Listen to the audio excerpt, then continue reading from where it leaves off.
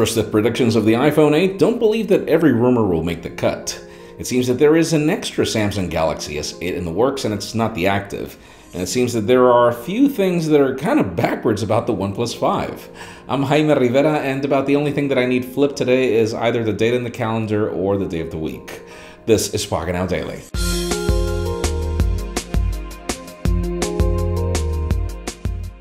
The official news today begin with deals, and sort of crazy deals if you think about it. Mainly because Best Buy and Sprint have got iPhones at, I think it's kind of crazy. For example, in the case of the iPhone SE, if you grab it for 24 months, you're going to end up paying $249 a month. I did not miss any digits, $249. And then if you go for any other device like the iPhone 7 or iPhone 7 Plus, some of these models are at least $250 off. Again, Best Buy, Sprint, learn more in the description. Now let's talk about the OnePlus 5, as these whole jelly effect issues were dismissed by the company, but certain people have found that there might be a cause, and the cause is kind of weird. Weird because apparently somebody's claiming that the display is backwards on this phone.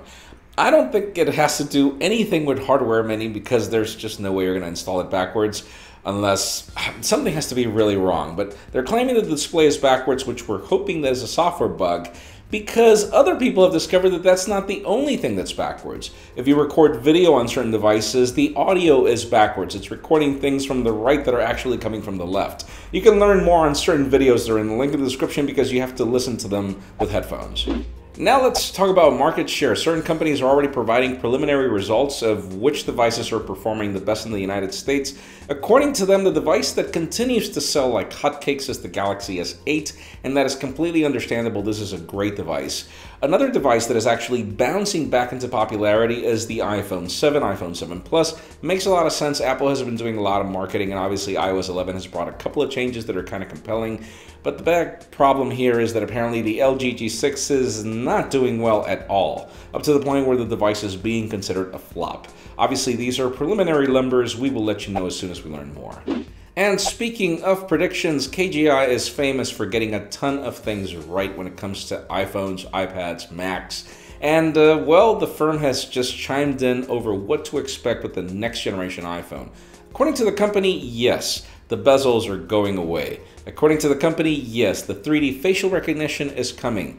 You know what's not coming? Apparently that Touch ID on the display is not going to make the cut.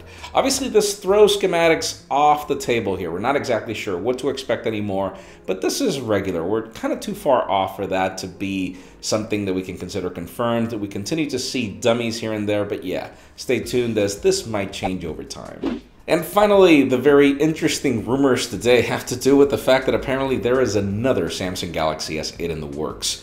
Not the active, apparently there is a mini in the works, but listen to this one, because this phone is actually not so mini.